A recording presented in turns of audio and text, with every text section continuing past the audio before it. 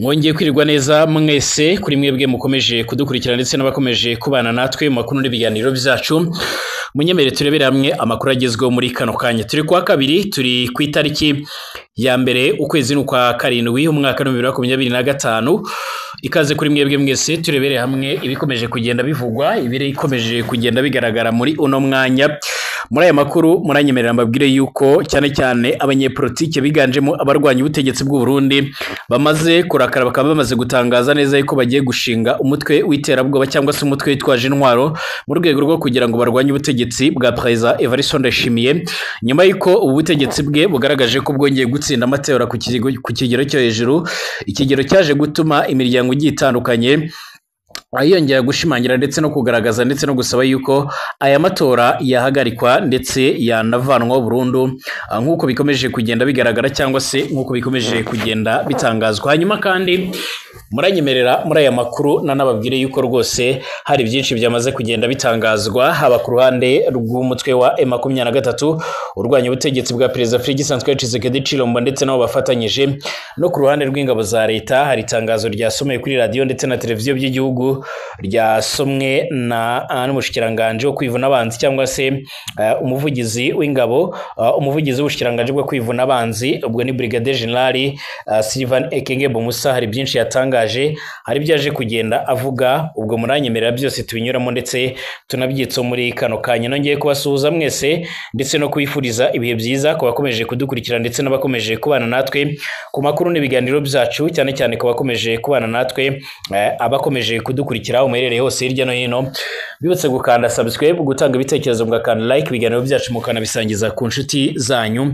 Ikaze kuri mwebwe mwese rero mukomeje kugenda mudukurikira, ikaze kuri mwebwe mukomeje kugenda mubana natwe mu makuru n'ibiganiro byacu nk'uko bikomeje kugenda bigaragara. Nubwo rero bisa naho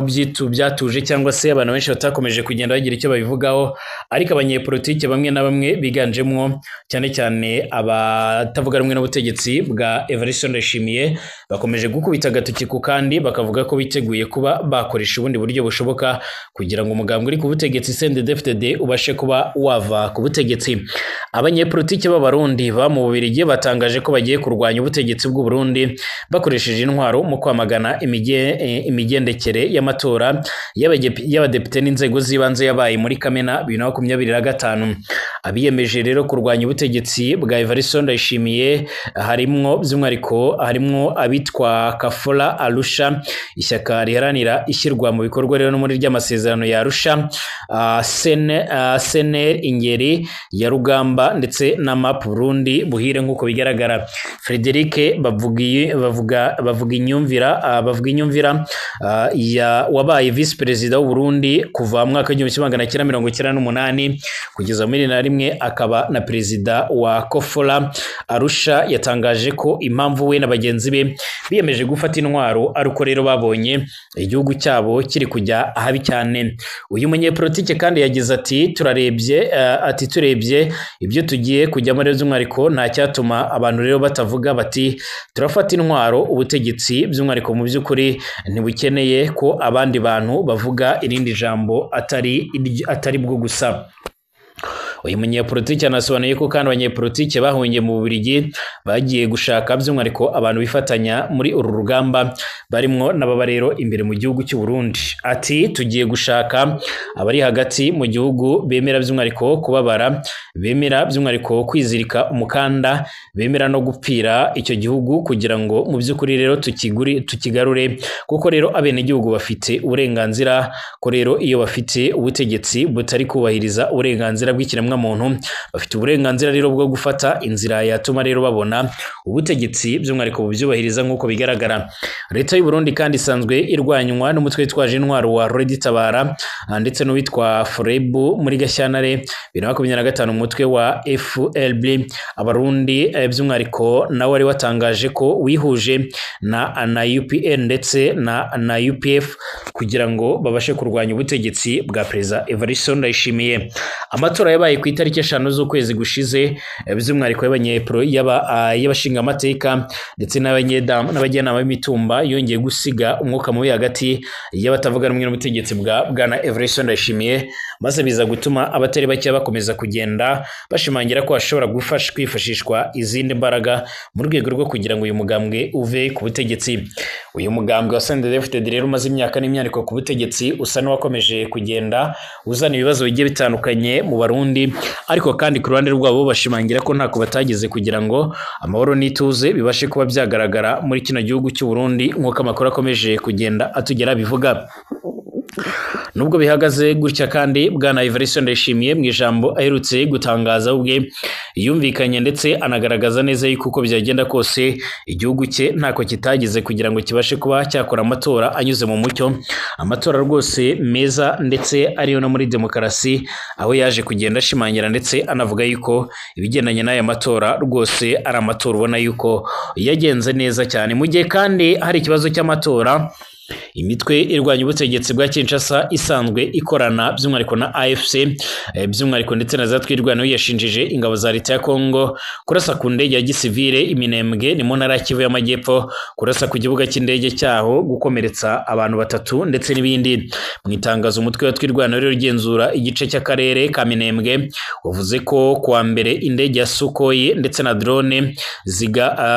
z'ingabo za leta ya Kongo zarashe ku kibuga cy'indege aho zigakomeretsa abagabo rero 2 n'umwana w'imyaka igera muri 3.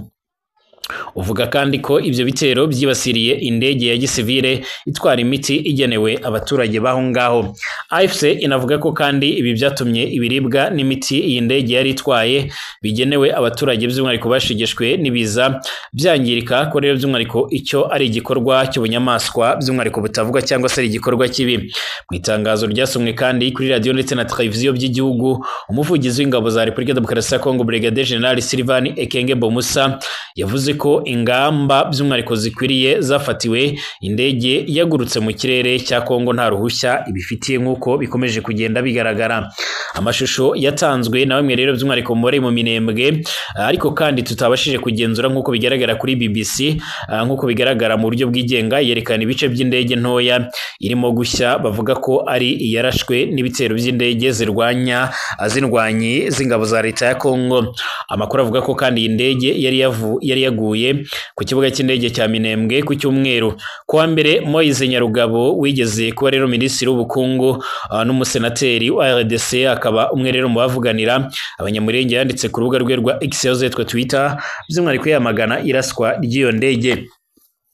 Nyarugabo yavuze ko nyuma y'imyaka abaturage b'Iminembwe rero bagoswe batabasha kugera ku isoko ngo babone ibyangombwa nkenerwa, ko rero indege ya gisivile yemeje by'umwihariko cyangwa se yemeye kujyayo ijyanye ubufasha burimo imiti imaze kwangizwa, yemeje ko mu bakomeretse harimo rero umushefu w'agace ndetse n'umwana w'imyaka 8. Iki gitero gishya kandi cy'indege ya Sukhoi Iminembwe gishobora rero gushidikanya ku kugera ku mahoro birimo rero by'umwihariko guharanirwa biciye mu biganiro hagati y'impande zombi zishyamiranye nk'uko bikomeje kugenda bigaragara. Iki gitero kandi by'umwihariko cyabaye nyuma y'uko kuwa gatanu nk'uko bikomeje kugenda bigaragara Repubulika Demokarasi ya Kongo ndetse n'u Rwanda bisinya amasezerano y'amahoro i Washington DC muri Amerika, mu gihe hategerejwe ko leta ya Kinshasa n'umutwe wa M23 nabo bagera ku bwumvikane by'umwihariko mu buza barimo gukorwa na leta ya Qatar. Colonel Nanga ukuriye AFC we yanavuze ko amasezerano ya Kigali ndetse na Kinshasa ari intambwe ituzuye, ariko y'ingenzi ko ayo masezerano areba igice kimwe by'umwihariko ku mpamvu z'amakimbirane, yongera ko kandi ariyo mpamvu bo bashyigikiye inzira yaduha ngo bakemure rero impamvu muzi z'ikibazo bafitanye na leta ya Kongo. M23 ishinze uruhande rwa leta ubwicanyi bwibasira abanyamurenge, kandi uyu mutwe unavuga ko by'umwihariko butazagenda budahanwe nk'uko bigaragara kandi ko bugomba guhagarara aka kanya. uruhande rwa leta ruhakana ibikorwa byo kwibasira abanyamurenge ruvuga ko rero by'umwihariko rurwana by'umwihariko gusa n'abarwanyi batwirwaneho bavuga ko by'umwihariko barengera abo muri ubwo bwoko bw'abanyekongo.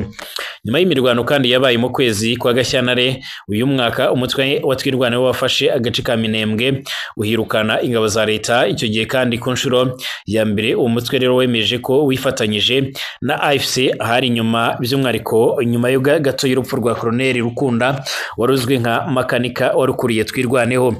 Muri uko kwezi kwa Gashyantare kandi by'umwihariko n'urwawerwe indege z'ingabo za Kongo zakoze ibitero bikomeye cyane Minembwe, harimo n'ibyangije ikibuga cy'indege nk'uko bikomeje kugenda bigaragara ko intambara ikomeje kugenda izambya byinshi ku butaka bwa Kongo. Ariko kandi ku rundi ruhande bivugwa ko harimo gushakishwa amahoro n'ituze kugira ngo ibintu bibashe kuba byagenda neza.